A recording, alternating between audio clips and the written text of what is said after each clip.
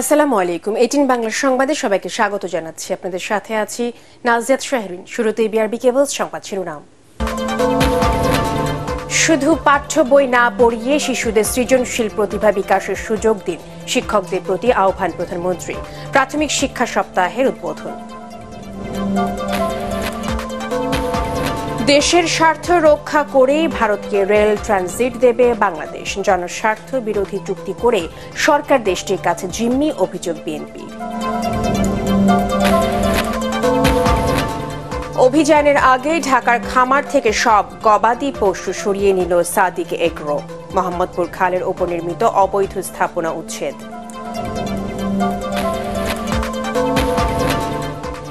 এবং দেশে Russell's viper সাপের বিষে পর্যাপ্ত প্রতিষেধক আছে, জানালেন স্বাস্থ্যমন্ত্রী। আক্রান্ত হলে দ্রুত হাসপাতালে যাবার পরামর্শ। শুনছিলেন বিআরবি কেবলস সংবাদ শিরোনাম। এবারে বিস্তারিত। চন্দ্রাভিযানের মতো প্রযুক্তি জ্ঞান অর্জন করতে শিক্ষার্থীদের প্রতি আহ্বান জানিয়েছেন প্রধানমন্ত্রী শেখ হাসিনা। রাজধানীতে প্রাথমিক শিক্ষা সপ্তাহ উদ্বোধন করে তিনি বলেন, নতুন নতুন উদ্ভাবনের মাধ্যমে আগামী প্রজন্ম দেশকে এগিয়ে নেবে। শিশুদের শুধু স্কুলের বই না পড়িয়ে তাদের সৃজনশীল প্রতিভা বিকাশের সুযোগ সৃষ্টি করে দিতে শিক্ষকদের প্রতি আহ্বান জানান প্রধানমন্ত্রী। বিস্তারিত আপেল মাহমুদের রিপোর্টে। স্মার্ট শ্রেণী কার্যক্রম পরিচালনায় সরকারি প্রাথমিক দেশে শতভাগ সাক্ষরতার হার নিশ্চিত করতে শহর থেকে গ্রাম পর্যন্ত প্রতিটি শিক্ষা প্রতিষ্ঠানে বিভিন্ন মেয়াদে পরিকল্পনা বাস্তবায়ন করছে সরকার। এতে স্কুলের শিক্ষার্থী ঝরে পড়ার হার কমার পাশাপাশি বাড়ছে সাক্ষরতার হারও। শিক্ষা অর্জনে সবাইকে আগ্রহী করতে প্রাথমিক শিক্ষা সপ্তাহ উদ্বোধন অনুষ্ঠানে যোগ দেন প্রধানমন্ত্রী শেখ হাসিনা। রাজধানীর ওসমানী স্মৃতি মিলনায়তনে আয়োজিত এ অনুষ্ঠানে শিক্ষার সম্প্রসারণে বিশেষ অবদান রাখায় জেলা প্রশাসক, উপজেলা শিক্ষা অফিসার ও শ্রেষ্ঠ শিক্ষা প্রতিষ্ঠান ও শিক্ষকদের প্রাথমিক শিক্ষা পদক তুলে দেন তিনি। প্রধানমন্ত্রী বলেন, দেশকে এগিয়ে নিতে শিশুদের সুশিক্ষার বিকল্প নেই।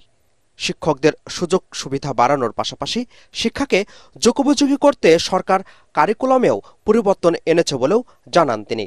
শুধু বই পড়ে না, সচক্ষে দেখে শিক্ষা নেওয়া।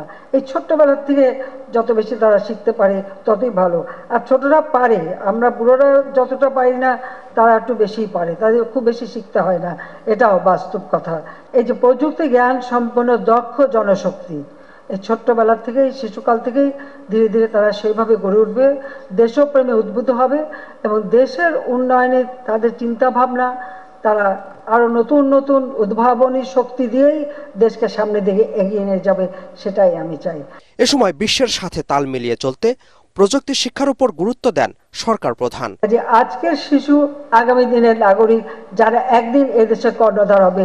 এই শিশুদের মধ্যে দিয়ে তো একদিন কেউ প্রধানমন্ত্রী হবে, মন্ত্রী হবে, বড় বড় সরকারি চাকরি করবে, বৈজ্ঞানিক হবে, এমনকি একসময় তো আমাদের চাঁদেও যেতে হবে, চাঁদও জয় করতে হবে। আর সেই বিজ্ঞান সম্পন্ন জ্ঞান, সেই জ্ঞানটা আমাদের শিশুরা যাতে এখন থেকে পায় তার জন্য ব্যবস্থা করতে হবে। প্রাথমিক শিক্ষা সপ্তাহ উপলক্ষে কুইজ ও চিত্রাঙ্কন প্রতিযোগিতায় বিজয়ী শিক্ষার্থীদের পদক তুলে দেন প্রধানমন্ত্রী শেখ হাসিনা। আপেল মাহমুদ, এটিএন বাংলা, ঢাকা।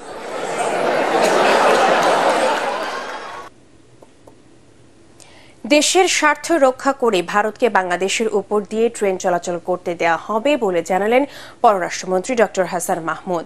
তিনি জানান, ভারতের উপর দিয়েও নেপাল ও ভুটানে যাবে বাংলাদেশের ট্রেন। পররাষ্ট্র মন্ত্রণালয়কে এক অনুষ্ঠানে মন্ত্রী আরও বলেন, যুক্তরাজ্যের সাথে বন্দি বিনিময় চুক্তি না থাকলেও তারেক রহমানকে দেশে ফিরিয়ে আনতে কূটনৈতিক তৎপরতা অব্যাহত আছে। রিপোর্টে জানাচ্ছেন মাহবুব কবির চপল।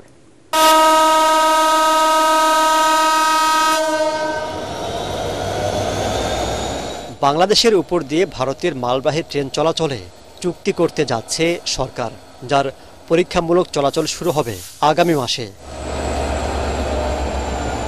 এ সিদ্ধান্তে শুরু হয়েছে নানা ধরনের জল্পনা কল্পনা। দেশের সার্বভৌমত্বের জন্য হুমকিও মনে করছেন অনেকেই। ভারতকে রেল ট্রানজিট দিয়ে বাংলাদেশের কী লাভ হবে সে প্রশ্নও তুলেছেন কেউ কেউ। তবে পররাষ্ট্রমন্ত্রী বলছেন, দেশের ক্ষতি হবে এমন কোনো কাজ করবে না সরকার। বাংলাদেশও ভারতের ভূখণ্ড ব্যবহার করে নেপাল ও ভুটানের সাথে ট্রেন যোগাযোগ চালু করবে। একটা সমঝোতা স্মারক হয়েছে এই ব্যাপারে, কোনো চুক্তি এখনো হয়নি, এবং আমরা রিজিওনাল কানেক্টিভিটি নিয়ে আমরা ভাবছি যে বাংলাদেশ থেকে ট্রেন ভারতে শুধু যাবে না, বাংলাদেশ থেকে ট্রেন নেপালও যাবে, বাংলাদেশ থেকে ট্রেন ভুটানে যাবে, ভারত থেকে ট্রেন বেশ কয়েক বছর ধরে কলকাতা থেকে ঢাকায় আসে এবং সবাই খুশি। এ নিয়ে কোনো অভিযোগ এখনো পর্যন্ত কোনোদিন কেউ উপস্থাপন করেনি। সুতরাং আমরা যদি এটাকে ফার্দার এক্সপান্ড করি, সেটিও আমি মনে করি সবার জন্যই সেটি উপকারে আসবে, উভয় দেশে লাভবান হবে। সাংবাদিকদের প্রশ্নের জবাবে মন্ত্রী বলেন, যুক্তরাজ্যের সাথে বন্দি বিনিময় চুক্তি না থাকায় বিএনপির ভারপ্রাপ্ত চেয়ারম্যান তারেক রহমানকে ফিরিয়ে আনা কঠিন, তবে হাল ছাড়ছে না সরকার। ব্রিটিশ সরকারের সাথে ইতিমধ্যেই আলাপ আলোচনা হয়েছে, তাদের সাথে আমাদের বন্দি বিনিময় চুক্তি নাই, সেটি একটি প্রতিবন্ধকতা। কিন্তু বন্দি বিনিময় চুক্তি ছাড়াও দুই দেশ সম্মত হলে আসামিকে যে দেশে তার দণ্ড হয়েছে সেখানে ফেরত পাঠানো সম্ভব। বিএনপি চেয়ারপারসন বেগম খালেদা জিয়ার চিকিৎসায় সরকারের কোনো হস্তক্ষেপ নেই বলেও দাবি করেন পররাষ্ট্রমন্ত্রী। সরকারের হাতে কেন হবে? মাহবুব কবির চপল, এটিএন বাংলা, ঢাকা। কাজ করছে।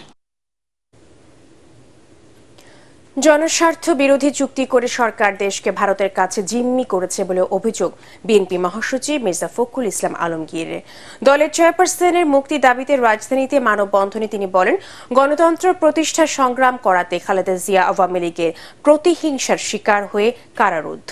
কামরুজ্জামান রাজীবের রিপোর্ট। হাসপাতালে চিকিৎসাধীন গুরুতর অসুস্থ বিএনপি চেয়ারপারসন বেগম খালেদা জিয়ার মুক্তির দাবিতে নয়াপল্টন কেন্দ্রীয় কার্যালয়ের সামনে মানববন্ধনের আয়োজন করে দলের সহযোগী সংগঠন নারী ও শিশু অধিকার ফোরাম। এতে বিএনপি নেতারা দাবি করেন, গণতন্ত্র পুনরুদ্ধার আন্দোলন বাধাগ্রস্ত করতেই সরকার আইনি প্রক্রিয়াকে প্রভাবিত করে খালেদা জিয়াকে আটকে রেখেছে। এ সময় বেনজির, মতিউরের মতো দুর্নীতিবাজরা আওয়ামী লীগের প্রোডাক্ট বলে দাবি করেন নেতারা। এগুলি তো সবই প্রধানমন্ত্রীর প্রোডাক্ট। যত ঘুষখোর দুর্নীতিবাজ আছে, মুদ্রা পাচারকারী আছে, তাদের আড়তদারগুলো আজকের প্রধানমন্ত্রী শেখ হাসিনা। সুতরাং আড়তদারকে সরাতে হবে। মূল লক্ষ্যটা ছিল তাকে রাজনীতি থেকে সরিয়ে দেওয়া। তাকে সরিয়ে দেওয়া মানে এই দেশের জাতীয়তাবাদী আন্দোলনের মূল নেতৃত্বকে সরিয়ে দেওয়া। এটা হচ্ছে একটা জাতীয়তাবাদী শক্তিকে নিশ্চিন্ত করার ব্যাপার। বিএনপি মহাসচিব অভিযোগ করেন, খালেদা জিয়াকে রাজনীতির মাঠ থেকে সরানোই ক্ষমতাসীনদের মূল লক্ষ্য। সরকার ক্ষমতাকে আঁকড়ে ধরতে ভারতের সাথে দেশবিরোধী চুক্তি করেছে, অথচ সীমান্তে হত্যার বিষয়ে কোনো কথা বলেনি বলেও দাবি করেন ফখরুল। তিস্তার পানি বন্টনের সমস্যা হইল না, অভিন্ন নদীগুলোর পানি বন্টনের কোনো সমস্যা হইল না। এইভাবে আপনার দেশকে পুরোপুরি ভাবে ভারতের কাছে একেবারে জিম্মি করে দিচ্ছে। দেশের সঙ্গে এই বিদ্রোহ করবেন না, বেইমানি করবেন না, মানুষকে বোকা বানিয়ে তাদেরকে ভুল বুঝিয়ে এমন চুক্তিগুলো পাশ করবেন না, এমন স্মারক আপনার সমঝোতা স্মারক সই করবেন না যেগুলো আমার জনগণের স্বার্থের বিরুদ্ধে। গণতন্ত্রকে সুসংহত করতে খালেদা জিয়ার মুক্তির বিষয়ে সবাইকে সোচ্চার হওয়ার আহ্বান জানান বিএনপি মহাসচিব। কামরুজ্জামান রাজীব, এটিএন বাংলা, ঢাকা। ছাগলকাণ্ডে আলোচিত রাজধানী মোহাম্মদপুরের সাদেক এগ্রো ফার্মে উচ্ছেদ অভিযান চালিয়েছে ঢাকা উত্তর সিটি কর্পোরেশন ডিএনসিসি। চাঁদ উদ্যানে ফার্মের বিদ্যুৎ সংযোগ বিচ্ছিন্ন করে অবৈধ অংশ গুড়িয়ে দেওয়া হয়েছে। তবে অভিযানের খবর আগেভাগে ফাঁস হওয়ায় ফার্মে থাকা সব গবাদি পশু সরিয়ে ফেলে প্রতিষ্ঠানটি। সিটি কর্পোরেশনের নির্বাহী ম্যাজিস্ট্রেট জানান, রামচন্দ্রপুর খাল উদ্ধার কার্যক্রমের অংশ হিসেবে এই অভিযান চালানো হচ্ছে। শফিকুল ইসলাম শামীমের রিপোর্ট। বহুল আলোচিত সাদেক এগ্রোর ফার্মে দুপুর 12:30টার দিকে অভিযান শুরু করে ডিএনসিসির ভ্রাম্যমাণ আদালত। খামারের পশ্চিম অংশে অফিস ভাঙার মাধ্যমে এই উচ্ছেদ অভিযান শুরু হয়। তবে অভিযান শুরুর আগেই সাদেক এগ্রোর পশ্চিম পাশে খালের উপরে গড়ে ওঠা বস্তি নিজ উদ্যোগে ভেঙে ফেলার কাজ শুরু করেন বাসিন্দারা। পুরো রামচন্দ্রপুর খাল ভরাট করে এই বস্তি নির্মাণ করা হয়েছিল। এ সময় ঘটনাস্থল পরিদর্শন করেন স্থানীয় কাউন্সিলর। তিনি বস্তিবাসীকে দ্রুত সময়ের মধ্যে মালামাল সরানোর নির্দেশ দেন। আমরা এবার পার্মানেন্টলি উচ্ছেদ শুরু করছি এবং আপনারা যে উদ্দেশ্যে আজকে এখানে আসছেন এই উদ্দেশ্য ছাড়াও আমরা এই সপ্তাহের মধ্যে এই জায়গাটা উচ্ছেদের আমরা ব্যবস্থা নিয়েছিলাম, অ্যাপ্রুভ হয়ে গেছে। অর্থ সম্পদ থাকতো তাই তো ভাড়া দিয়ে থাকতাম, তাই তো টাকা পয়সা খরচ করে ঘর উড়ায় থাকতাম না। ভাঙ্গা দেওয়ান আর কি করুম, অন কয়দিন রাস্তায় থাকুম, এরপর ঘর বিছিয়ে পাইলে ঘর লয়ে এলুম। এদিকে সকাল 11টার দিকে অভিযান শুরুর কথা থাকলেও সিটি কর্পোরেশনের লোকজন ঘটনাস্থলে আসেন দুপুর 12টায়। তার আগেই বস্তির অধিকাংশ স্থাপনা সরিয়ে নেওয়া হয়। এরপর খালের সীমানা অনুযায়ী সাদেক এগ্রোর একাংশ ভাঙার কাজ শুরু করে সিটি কর্পোরেশন। অভিযান শুরু হওয়ার সাথে সাথেই সাদেক এগ্রোতে থাকা গবাদি পশু দ্রুত সরিয়ে ফেলেন লোকজন। তবে এ ব্যাপারে সাদেক এগ্রোর পক্ষ থেকে কোনো বক্তব্য পাওয়া যায়নি। এ সময় মালিক পক্ষের কোনো লোকজন উপস্থিত ছিলেন না। এদিকে সিটি কর্পোরেশনের নির্বাহী ম্যাজিস্ট্রেট জানান, রামচন্দ্রপুর খাল আগেও উচ্ছেদ করা হয়েছে, তারই অংশ হিসেবে অবৈধ স্থাপনা উচ্ছেদ অভিযান শুরু করা হয়। ধারাবাহিকভাবে খালের ভেতরের সব অবৈধ স্থাপনা উচ্ছেদ করা হবে। ট্রাক স্ট্যান্ড সরিয়েছি আমরা, বসুলা গার্ডেন সিটিতে করেছে, কন্টিনিউ করছে। আমি দেখছি কাগজ দেখে আজ জাস্ট আসলাম, তো কাগজগুলি দেখে আমরা জানাবো। মূলত 15 লাখ টাকার ছাগল এবং 1 কোটি টাকার গরুর জন্য কুরবানির ঈদে আলোচনায় আসে সাদেক এগ্রো। মোহাম্মদপুরের চাঁদ উদ্যানের রামচন্দ্রপুর খাল কাগজে কলমে থাকলেও এখন অস্তিত্ব সংকটে, কারণ বাস্তবে দখল এবং ভরাট হয়ে গেছে। এই খালে নেই কোনো প্রবাহ। যদিও সিটি কর্পোরেশন দেরিতে হলেও এই খাল আবারও উদ্ধারের উদ্যোগ নিয়েছে। শফিকুল ইসলাম শামীম, এটিএন বাংলা, ঢাকা। এটিএন বাংলায় সংবাদ প্রচারের পর অবশেষে জনসম্মুখে এলেন ছাগলকাণ্ডে সমালোচিত এনবিআর সদস্য ডক্টর মতিউর রহমানের স্ত্রী, রায়পুরা উপজেলা চেয়ারম্যান লায়লা কানিজ লাকি। আত্মগোপন থেকে বেরিয়ে এলেও সাংবাদিকদের সঙ্গে কোনো কথা বলেননি তিনি। তার দীর্ঘ অনুপস্থিতিতে বিড়ম্বনায় রায়পুরা উপজেলার সেবা প্রত্যাশীরা। নরসিংদী থেকে বেনজির আহমেদ বেনুর পাঠানো রিপোর্ট, জানাচ্ছেন জাহিদুল আলম। অবশেষে 14 দিন পর জনসম্মুখে আসলেন ছাগলকাণ্ডে বিতর্কিত জাতীয় রাজস্ব বোর্ডের সাবেক সদস্য মতিউর রহমানের স্ত্রী ও রায়পুরা উপজেলা চেয়ারম্যান লায়লা কানিজ লাকি। তার অফিস না করার বিষয়ে এটিএন বাংলার সংবাদ প্রচারের পর সকাল 11টায় তিনি উপজেলা পরিষদ কার্যালয়ে আসেন। অংশ নেন আসন্ন এইচএসসি পরীক্ষা এবং Bangabandhu gold cup football tournament সম্পর্কিত দুটি প্রস্তুতি সভায়। এর আগে 13 জুন সবশেষ অফিস করেন এই উপজেলা চেয়ারম্যান। ছাগলকাণ্ডের বিতর্ক এড়াতেই তিনি আত্মগোপনে ছিলেন বলে মনে করেন এলাকাবাসী। এই যে আগে থেকে নিয়ে এই পর্যন্ত এখনো ওনারা আসতেছেন না। এমনি যদি ইচ্ছাকৃতভাবে উপস্থিত থাকে তাহলে বুঝতে হবে তার পদের বা তার কর্মকাণ্ডের অবহেলা। আওতায় যতটুকু সেবা প্রদান করার দরকার ততটুকু আমরা করতে পারি, আর যেটা চেয়ারম্যান স্যারের দরকার এটা তো আমরা পারবো না। স্থানীয় আওয়ামী লীগ নেতারা বলছেন, চেয়ারম্যান হওয়ার পর থেকেই লাকির অফিস কামরায় সাধারণ মানুষের প্রবেশ নিষিদ্ধ ছিল। জনগণ তো কখনোই ওনার কাছে যেতে পারেননি, আগেও যেতে পারেননি। অর্থাৎ জনগণ যখনই এসেছে আমার এখানে এসেছে। ছাগল ঘটনা এটা রায়পুরার জন্য একটা লজ্জাস্কর ব্যাপার। ছাগল ঘটনা কোথেকে আইলো, কে আসে, তার সারে নজুল কি, উৎপত্তি কোথেকে, কেউ চিন্তা না থাকে হঠাৎ করে আসলো। দুপুরে মিটিং শেষেও সাংবাদিকদের সাথে কোনো কথা বলেননি লাকি। সরকারি তিতুমির কলেজের সহযোগী অধ্যাপকের চাকরি ছেড়ে 2022 সালে রাজনীতিতে এসে বিনা প্রতিদ্বন্দ্বিতায় রায়পুরা উপজেলা চেয়ারম্যান হন লায়লা কানিজ লাকি। আছেন জেলা আওয়ামী লীগের ত্রাণ ও সমাজ কল্যাণ বিষয়ক সম্পাদকের দায়িত্বে। ছাগলকাণ্ডের পর তার সম্পদের বিবরণ শুনে বিস্ময় জানান তার নিজ দলের নেতারাই। Bureau report, ATN Bangla. দেশে রাসেলস ভাইপারের পর্যাপ্ত অ্যান্টিভেনম বা প্রতিষেধক আছে বলে জানিয়েছেন স্বাস্থ্যমন্ত্রী ডাক্তার সামন্তলাল সেন। রাজধানীতে এই নিয়ে সেমিনারে তিনি জানান, এই সাপ কামড়ালে ওঝা কবিরাজের কাছে না গিয়ে দ্রুত হাসপাতালে যেতে হবে। তবে রোগীকে অ্যান্টিভেনম দেওয়ার ক্ষেত্রে কোন প্রজাতির সাপ কামড় দিয়েছে তা সতর্কতার সাথে দেখার তাগিদ দিয়েছেন বিশেষজ্ঞ চিকিৎসকরা। আদ্দিন সজীবের রিপোর্ট। ফেসবুক, ইউটিউব কিংবা গণমাধ্যমে রাসেলস ভাইপার এখন টপ অব দ্য কান্ট্রি। পথে ঘাটে মাঠে সবখানেই আতঙ্কিত মানুষ। তা নিয়ে বিশেষজ্ঞ চিকিৎসক ও গবেষকদের এই আলোচনা। রাসেলস ভাইপার রোগ কামড়ালো মানে মরে গেল, দ্যাট ইজ কমপ্লিটলি রং। এর চিকিৎসা আছে এবং আছে। 61% কেসগুলো বাংলাদেশে ওঝা, কোনো গুণিন বিভিন্ন ধরনের পদ্ধতি করে মানুষকে দেরি করছেন এবং মৃত্যু মুখে তাদেরকে পরিচালিত করছেন। এটা হচ্ছে চরম অপচিকিৎসা। 100 মিনিটের মধ্যে যদি আইভি দেওয়া যায় অ্যান্টিস্নেক ভেনম, তাহলে এই রোগীর মরার চান্স খুবই কম। বাংলাদেশে 80 প্রজাতির সাপের মধ্যে 12 প্রজাতির বিষধর রয়েছে। বিশেষজ্ঞরা মনে করেন পর্যাপ্ত চিকিৎসা সেবা থাকার পরেও সাপের কামড়ে মানুষ মৃত্যুর বড় কারণ কুসংস্কার আর রোগীকে দ্রুত হাসপাতালে না আনা। 12 প্রজাতির সাপের মধ্যে যারা বাইট করে তাদের 70% হচ্ছে ড্রাই বাইট, তার মানে তারা বিষ ঢালে না। 99% বাইট যেগুলি হয় নন পয়জনাস।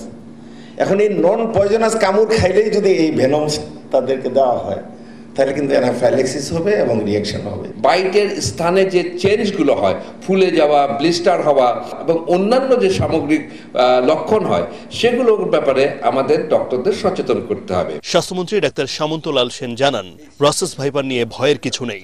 দেশে অ্যান্টিভেনমের কোনো সংকট নাই। অ্যান্টিভেনম প্রচুর আছে, প্রচুর, এতে কোনো সন্দেহ নেই। যদি নাও থাকে আমরা আমার ব্যবস্থা করব। সবাই মিলে সচেতন হয়ে এই আমাদের এই যে বর্তমান যে ক্রাইসিসটা, সেখান থেকে আমরা আশা করি উত্তীর্ণ হতে পারব। বর্ষাকালে সাপের উপদ্রব বাড়ে ঠিক, তবে মানুষ দেখলেই তেড়ে আসে কামড়ায়, এমন তথ্য পুরোপুরি ভুল বলেও জানান বিশেষজ্ঞরা। আদ্দিন সজীব, এটিএন বাংলা, ঢাকা। ডায়াবেটিক পরীক্ষার নকল স্ট্রিপের বাজারজাত বন্ধে এবার অভিযানে নামছে জাতীয় ভোক্তা অধিকার সংরক্ষণ অধিদপ্তর। আমদানিকারক সহ সংশ্লিষ্ট ব্যবসায়ীদের সাথে বৈঠকে একথা জানান অধিদপ্তরের মহাপরিচালক। এ সময় ব্যবসায়ীরা অভিযোগ করেন, বিভিন্ন সংস্থার গাফিলতির কারণে নকল চিকিৎসা সরঞ্জাম বাজারে ছাড়ার সাহস পাচ্ছে অসাধু ব্যক্তিরা। রিপোর্ট ঐশী গোস্বামী প্রমাণ।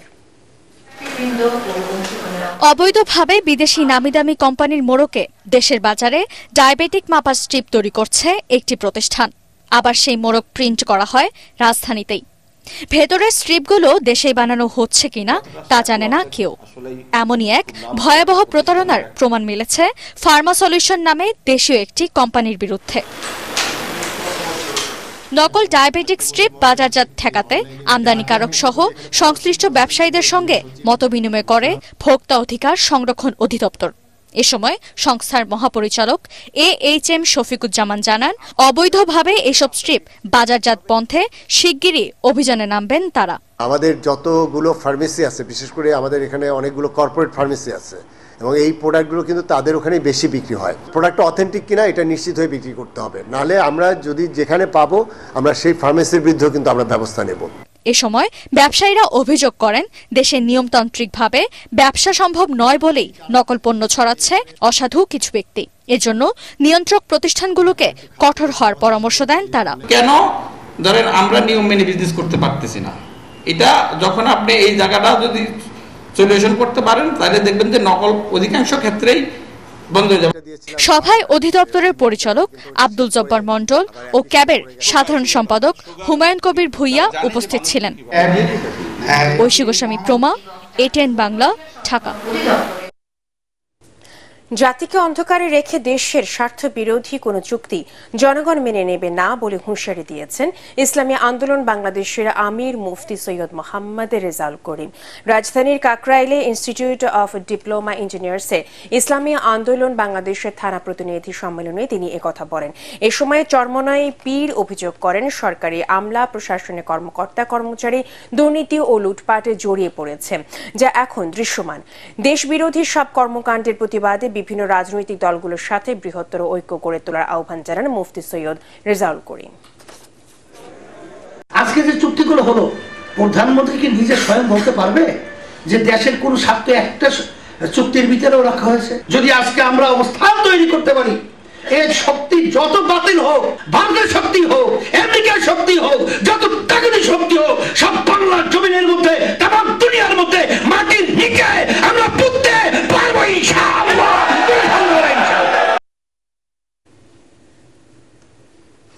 বিশ্বমানের প্রশিক্ষণ পাওয়ায় বিভিন্ন দেশের অফিসার ক্যাডেটরা বাংলাদেশে প্রশিক্ষণ নিতে আসেন বলে মনে করেন বিমান বাহিনী প্রধান এয়ার মার্শাল হাসান মাহমুদ খান।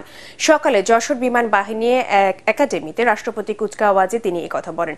গ্রীষ্মকালীন কুচকাওয়াজের মাধ্যমে 13 জন মহিলা অফিসার ক্যাডেট সহ 59 জন অফিসার ক্যাডেট কমিশন লাভ করেন। যশোর থেকে ফিরে আরো জানাচ্ছেন মুশফিকুর রহমান।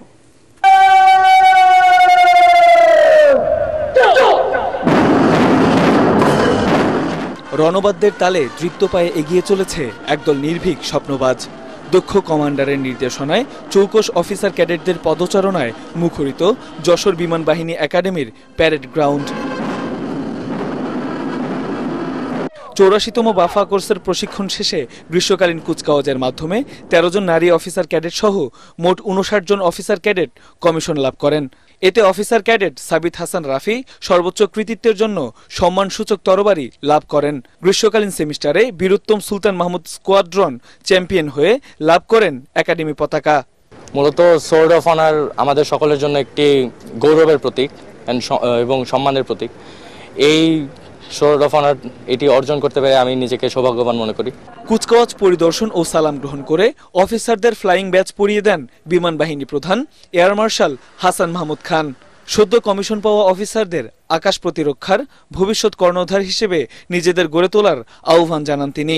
সম্প্রতি বিমান বাহিনীর সদস্যগণ প্রথমবারের মতো বাংলাদেশের মাটিতেই নিজেরাই প্রশিক্ষণ বিমান তৈরি করতে সক্ষম হয়েছে। বিমান বাহিনী একাডেমি থেকে যে প্রশিক্ষণ তোমরা গ্রহণ করেছো তার যথাযথ অনুশীলন ও বাস্তব প্রয়োগের জন্য সদা সচেষ্ট থাকবে।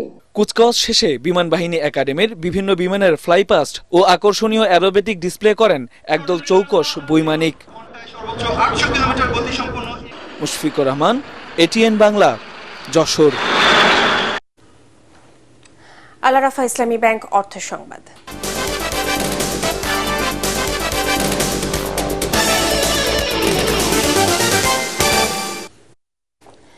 দেশের রিজার্ভ নিয়ে চিন্তার কিছু নেই বলে দাবি করেছেন অর্থমন্ত্রী আবুল হাসান মাহমুদ আলী। তিনি জানান, নতুন ঋণ ও বিনিয়োগে অর্থের যোগান বাড়ছে। চট্টগ্রামের কালুরঘাটে কর্ণফুলী নদীতে রেল ও সড়ক সেতু নির্মাণে বাংলাদেশ ও কোরিয়ার এক্সিম ব্যাংকের সাথে ঋণ চুক্তি সই অনুষ্ঠানে এসব কথা বলেন মন্ত্রী। এর আগে সামাজিক ও অবকাঠামো উন্নয়ন ছাড়া দক্ষতা, স্বাস্থ্য সুরক্ষা ও কৃষি বাণিজ্যিকরণ এবং লজিস্টিক খাতে বিনিয়োগে কোরিয়ার প্রতি আহ্বান জানান নীতি নির্ধারকরা। অনুষ্ঠানে কোরিয়া রাষ্ট্রদূত পার্ক ইয়ং সিং বলেন, ঋণ চুক্তির মাধ্যমে দুই দেশের সম্পর্কে নতুন মাত্রা যোগ হবে। চুক্তিপত্রে সই করেন অর্থনীতি সম্পর্ক বিভাগের সচিব শাহরিয়ার কাদের সিদ্দিকী ও কোরিয়ান এক্সিম ব্যাংকের চেয়ারম্যান ইউ হিসিং। বিদ্যুৎ উৎপাদনে পুরোপুরি প্রস্তুত পটুয়াখালী 1320 মেগাওয়াটের কয়লা ভিত্তিক তাপবিদ্যুৎ কেন্দ্রটি। প্রকল্পটি 93% নির্মাণ কাজ শেষ হয়েছে। পরিবেশ বান্ধব বিদ্যুৎ কেন্দ্রটি উৎপাদনে গেলে সারা দেশে লোডশেডিং অনেকাংশে কমে যাবে বলে আশা সংশ্লিষ্টতে। পটুয়াখালী প্রতিনিধি জাহিদ রিপনকে সাথে নিয়ে আরো জানাচ্ছেন কেরামতুল্লাহ বিপ্লব। 2019 সালের 31 আগস্ট পটুয়াখালীর লোন্দা গ্রামে শুরু হয় এই তাপবিদ্যুৎ কেন্দ্র নির্মাণের কাজ। চীনের রাষ্ট্রায়ত্ত প্রতিষ্ঠান নরিনকো ইন্টারন্যাশনাল পাওয়ার কোম্পানি এবং দেশের রাষ্ট্রায়ত্ত রুরাল পাওয়ার কোম্পানি লিমিটেড RNPL যৌথভাবে এতে বিনিয়োগ করছে। 915 একর জমির ওপর 27,000 কোটি টাকা ব্যয়ের প্রকল্পটিতে 4,000 দেশি ও 1,500 চাইনিজ কর্মী কাজ করছেন। এরই মধ্যে টারবাইন, চুল্লি, কোল্ড স্টোর, স্টিল স্ট্রাকচার, বয়লারের কাজ শেষও করেছেন তারা। ইন্দোনেশিয়া, অস্ট্রেলিয়া থেকে আমদানি করা কয়লায় পরীক্ষামূলক বিদ্যুৎ উৎপাদনে সফল হয়েছে কেন্দ্রটি। অয়েল এবং কোল দুটো দিয়েই আমরা বয়লার ফায়ারিংটা করি এবং সেই ডিমিনাইল ডিএম ওয়াটার সেটা দিয়ে আমরা আমাদের যে ইনার টিউব আছে বয়লারের, যেটাতে স্টিমটা প্রডিউস হবে, তো আমরা এই স্টিম প্রোডাকশন আমরা পুরোটাই কমপ্লিট করে ফেলেছি। জাতীয় গ্রিডে বিদ্যুৎ সরবরাহের জন্য কেন্দ্রের নিজস্ব অর্থায়নে 20 কিলোমিটার সঞ্চালন লাইন এবং আমতলী উপজেলায় একটি সুইচিং স্টেশনও তৈরি শেষ হয়েছে। 22,000 ভোল্টেজ জেনারেশন হবে, সেটা ভোল্টেজ স্টেপ আপ করে 4 লাখ ভোল্টেজের উৎপন্ন করা হবে, যেটা আমরা বলতেছি 400 কেভি 400 কেবি জিআইএস এর মাধ্যমে এটা ট্রান্সমিশন হবে এবং জুলাই মাসের মধ্যে ব্যাকফিট পাওয়ার পেলে সেপ্টেম্বর মাসে, এই বছরের সেপ্টেম্বর মাসে আমরা আমাদের প্রথম ইউনিট থেকে 660 মেগাওয়াট বিদ্যুৎ জাতীয় গ্রিডে সংযুক্ত করতে পারবো বলে আশা রাখি।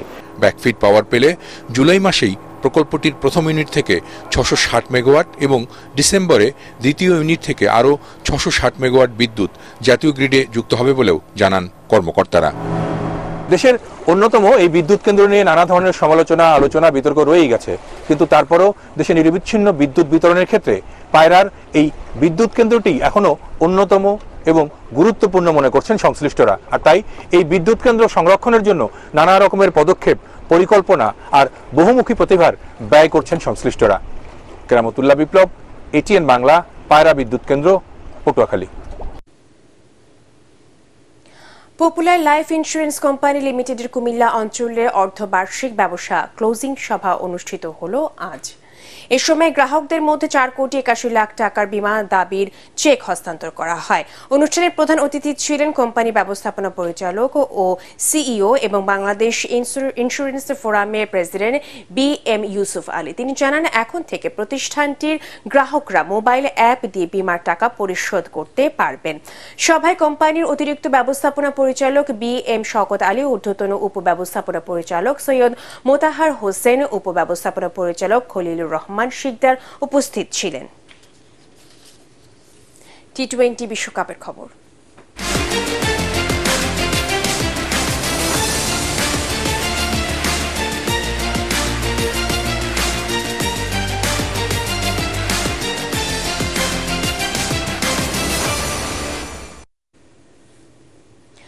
গায়ানায় বিশ্বকাপের দ্বিতীয় সেমিফাইনালে টস হেরে ইংল্যান্ডের বিপক্ষে ব্যাট করছে ভারত। বৃষ্টির কারণে নির্ধারিত সময়ের 1.5 ঘন্টা পরে শুরু হয় খেলা।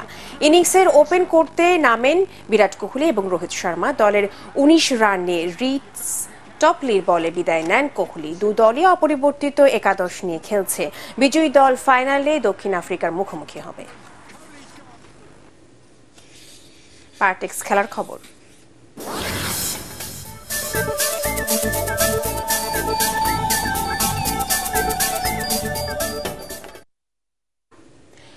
প্যারিস অলিম্পিকে সরাসরি অংশ নেওয়ার সুযোগ পাওয়ায় আর্চার সাগর ইসলামকে সংবর্ধনা দিয়েছে বাংলাদেশ আর্চারি ফেডারেশন এবং পৃষ্ঠপোষক প্রতিষ্ঠান সিটি গ্রুপ। বিকেলে গুলিস্তানের রোলার স্কেটিং কমপ্লেক্সে আয়োজিত অনুষ্ঠানে সাগরকে 5 লাখ টাকা অর্থ পুরস্কার দেওয়া হয়। এ সময় উপস্থিত ছিলেন ফেডারেশনের প্রতিষ্ঠাতা সাধারণ সম্পাদক কাজী রাজীব উদ্দিন আহমেদ চপল, সিটি গ্রুপের নির্বাহী পরিচালক জাফর উদ্দিন সিদ্দিকী সহ বিভিন্ন ক্রীড়া ফেডারেশনের কর্মকর্তারা। গত 17 জুন তুরস্কের আন্তালিয়ায় ওয়ার্ল্ড কোটা টুর্নামেন্টে ছেলেদের রিকার্ভ এককে দারুণ পারফর্ম করায় এই যোগ্যতা অর্জন করেন রাজশাহীর ছেলে।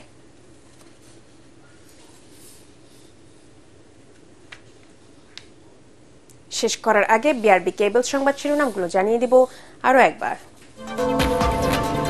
শুধু পাঠ্য বই না পড়িয়ে শিশুদের সৃজনশীল প্রতিভা বিকাশের সুযোগ দিন, শিক্ষকদের প্রতি আহ্বান প্রধানমন্ত্রীর। প্রাথমিক শিক্ষা সপ্তাহের উদ্বোধন।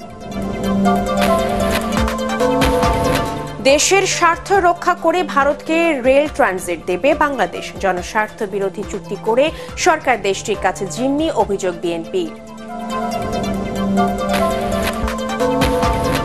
অভিযানের আগেই ঢাকার খামার থেকে সব গবাদি পশু সরিয়ে নিল সাদিক এগ্রো। মোহাম্মদপুর খালের ওপর নির্মিত অবৈধ স্থাপনা উচ্ছেদ।